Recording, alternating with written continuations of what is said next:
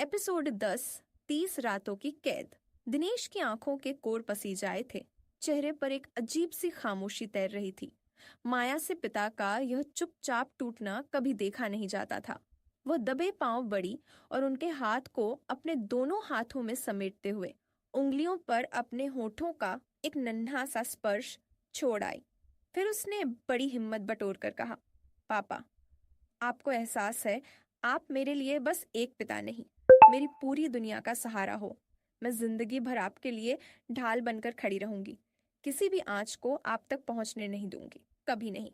यह सुन दिनेश की ठुड्डी की सिलवटें कुछ ढीली पड़ी।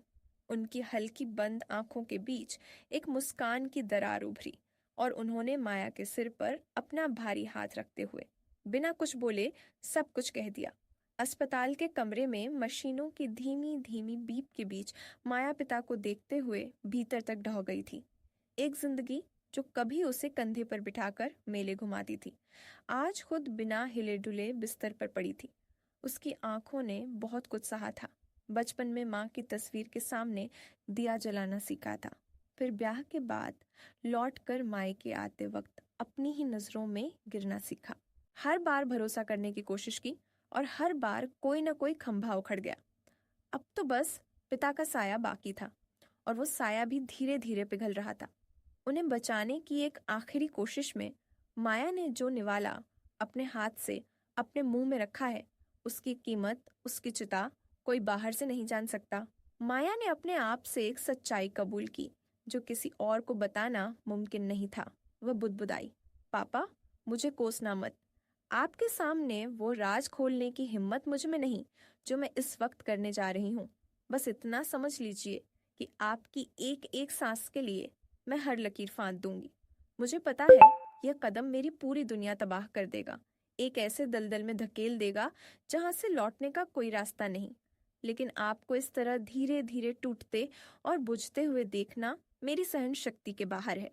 इसीलिए मुझे माफ कर देना पापा। पिता को भोजन कराने और दवाइयां देने के बाद माया अपने घर लौट आई। दरवाजा बंद करते ही उसके हाथ सबसे पहले पेन किलर की शीशी पर पड़े। शरीर ऐसे टूट रहा था जैसे हर जोड़ से हड्डियां अलग हो रही हों। पिछली रात विराट के साथ जो कुछ बीती थी, उसकी टीस केवल यादों में नहीं, देह के कण कण में बस गई थी। पूरी रात उसने जिस निर्ममता और बर्बरता के साथ माया के साथ संबंध बनाए थे, उसका निशान हर मांसपेशी चीख चीख कर बयां कर रही थी। उसका बदन चकनाचूर, अंदर से बाहर तक एक अनगढ़ वेदना में बदल चुका था।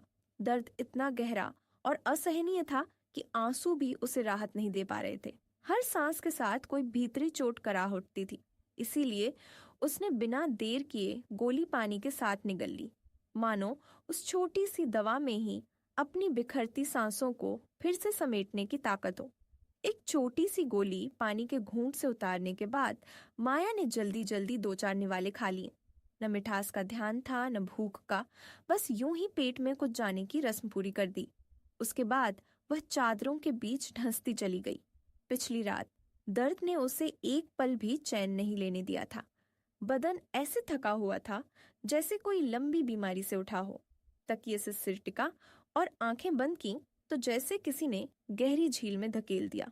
होश धीरे धीरे डूब गया और अगले ही पल वह नींद की तहों में कहीं खो चुकी थी। रात के 11:15 बज रहे थे।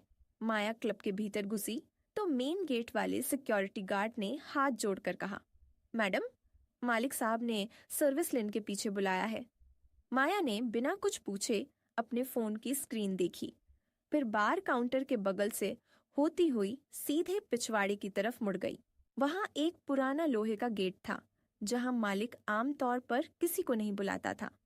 एक कुर्सी पर बैठा वह मोबाइल पर कुछ देख रहा था। सामने टिपाई पर 2 गिलास पानी रखे थे। माया पहुंची तो उसने फोन जेब में डाला और सीधे उसकी आंखों में देखा। माया ने हल्का गला साफ किया और बिना किसी झिझक के पूछा, सर, आपने बुलाया? क्लब का मालिक माया की तरफ मुड़ा और हल्की सी मुस्कान के साथ बोला, अच्छा हुआ तो आ गई माया, मैं तो पिछले आधे घंटे से तेरा ही रास्ता देख रहा था। उसने तुरंत अपना फोन उठाया, कुछ टाइप किया और स्क्रीन माया की तरफ घुमाते हुए बोला, देख, मैंने तेरे नंबर पर एक लोकेशन भेज दी है।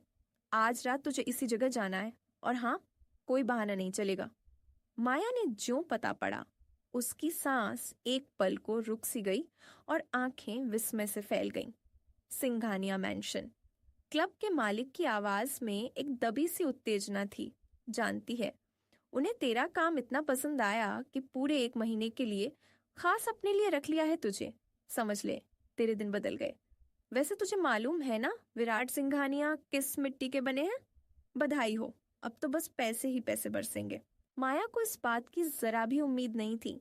शायद इसीलिए उसे इतनी गहरी चोट लगी थी। वह अपने में खोई, शोक में डूबी बैठी थी। क्लब के मालिक ने जब उसे इस हाल में देखा तो पास आकर धीरे से पूछा, क्या हुआ? किस सोच में पड़ी हो? माया ने चौंक कर जैसे तैसे खुद को वापस खींचा और अटकी हुई आवाज में बोली, सर, पूरे 1 महीने के लिए?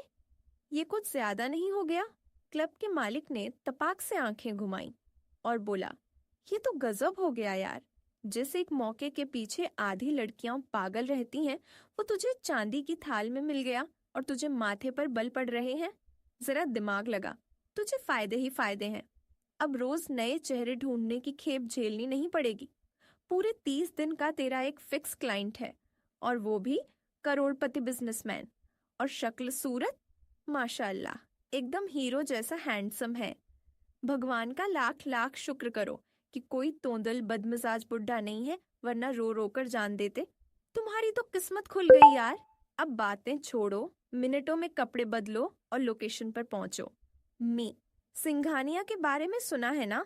अगर तुम टाइम से 1 सेकंड भी लेट पड़े तो उनके सामने तुम्हारी कोई औकात नहीं, सीधा बाहर का रास्ता दिखा देंगे। सामने खड़े आदमी की बात पूरी होते ही माया ने बस एक धीमी सी गर्दन हिलाई।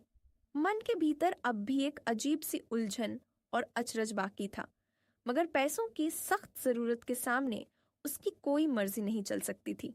यह काम तो करना ही था, और वह चुपचाप सोच रही थी कि न जाने उसकी किस्मत उससे आगे और किन किन रास्तों पर चलवाने वाली है।